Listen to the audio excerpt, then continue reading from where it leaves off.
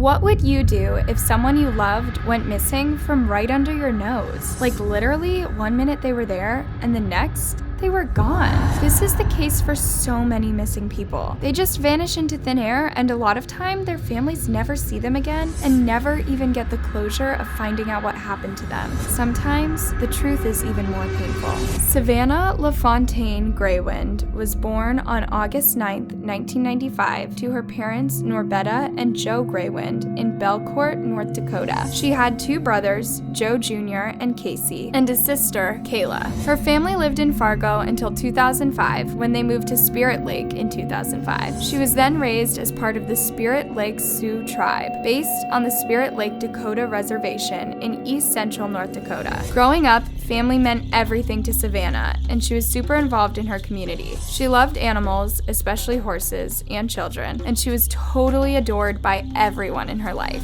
In her freshman year of high school, she met her boyfriend, Ashton Manthony, and they were completely smitten with each other. They dated all the way through high school, and it seemed as close to a perfect match as you can find. After high school, Savannah earned a qualification as a certified nursing assistant and began working in a nursing home. Her life was going great. She had a family and a job that she loved, as well as a boyfriend who she was totally committed to. In early 2017, Savannah learned the exciting news that she was pregnant with her first child. She and Ashton were ecstatic. They'd always talked about their future and raising a family someday. With how well everything else was going for them, the news of their baby was like the icing on the cake. But of course, because this is Anna Solves, we already know that this story is not going to have a happy ending.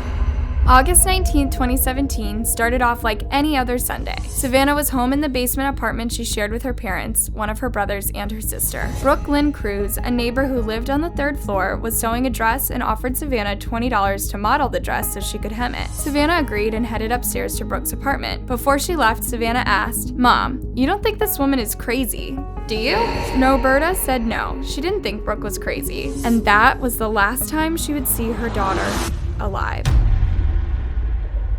For a while, nothing seemed amiss, and Savannah texted Norberta and Ashton while she was upstairs. She told Norberta that she was ordering a pizza for when she came back downstairs and that it would arrive soon. She also agreed to drive her brother to work at 3 p.m. and said she'd make sure to be back downstairs in time. And then, radio silence. Suddenly, Savannah stopped texting everyone and her family started to get concerned. She'd gone upstairs at 1:30 p.m. and she'd been there for almost an hour. Since her brother was starting to worry about how he was going to get to work, Norberta headed upstairs and knocked on the door to see what was taking so long, but nobody answered. A few minutes later, Savannah's dad, Joe, arrived home and got filled in on what was happening. He went upstairs too and knocked on the door again. This time, Brooke answered and told Joe they were still working on the dress. Norberta decided to drive her son to work, and when she got home, she went about doing chores and getting stuff done, assuming Savannah must have come home by now and was just hanging out in her room. However, when Norberta went to check on her daughter, she realized that Savannah still wasn't home yet and began to panic.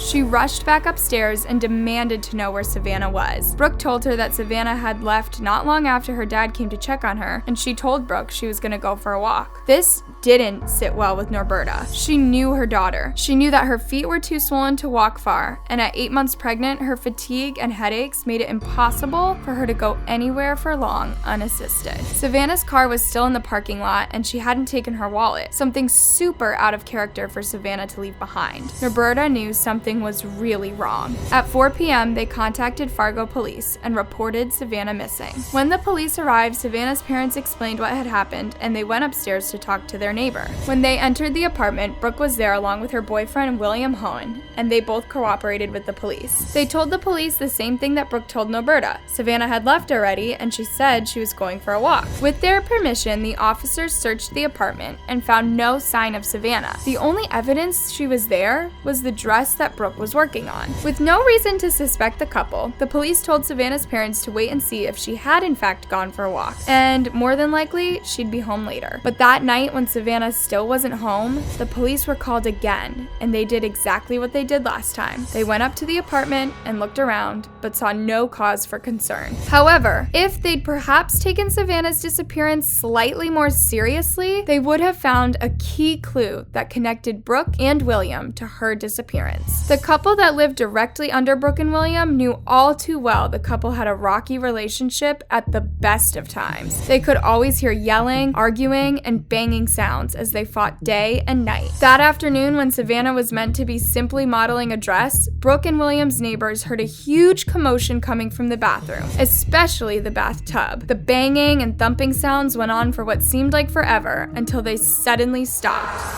Then they heard the sound of the shower running. What they'd heard was the sound of Brooke Lynn Cruz murdering Savannah. The Fargo Police Department got a lot of backlash for their handling of the case. It took 4 days for Savannah's disappearance to make headlines, and despite claims that the apartment building she vanished from was under constant surveillance, reporters were still able to access the building and speak to Brooke. The apartment was searched a total of 3 times, and the police didn't find anything. Unsatisfied with the investigation so far and terrified for their daughter, Norberta was very vocal about her feelings towards the police. More needs to be done. I begged them from the beginning. From the minute I called them, I pleaded with them. There's something wrong. On August 23rd, there was a shocking and horrible breakthrough in the case. The police got a report from one of William's co-workers who told them that William claimed he and Brooke had a baby in their apartment. Since the news of Savannah's disappearance had now circulated the area, this was a major red flag for them, and they called the police. This information allowed police to obtain a search warrant, and when they entered the apartment this time, they found a newborn baby girl. Savannah was still nowhere to be found. The baby was healthy and unharmed and taken to a nearby hospital to get checked out and reunited with her relatives. Brooke and William were finally arrested. For 3 more days, the police and the community searched all over the place for Savannah. If there was any hope she was alive, their priority was reuniting her with her baby. But as time went on, hopes of finding her alive started to fizzle out. And then they found her. 2 kayakers discovered Savannah's body in the Red River. She'd been wrapped in a plastic bag and tied to a log. It has never been confirmed whether or not she was alive when this took place, but her autopsy showed that her daughter had been removed from her through a poorly done C-section, likely carried out by Brooke. With the confirmation of Savannah's passing, her case was charged to a homicide investigation. Brooke and William were charged with her murder and conspiracy to take her daughter. During their interviews, Brooke claimed that she told Savannah how to induce labor herself, and then she left the apartment. 2 days later, she came back and gave Brooke her newborn daughter. The police didn't believe that story either. It didn't take much to crack William, as he was quick to tell investigators the truth. That day, he came home from work to find Brooke holding a baby. According to a later testimony, Brooke felt pressured to give William a child after she pretended to be pregnant, but he found out. They both testified that William was not present for the crime itself, but he did help clean up the crime scene and kept the baby a secret. Brooke was sentenced to live in prison without the possibility of parole, and William received a sentence of 20 years in prison.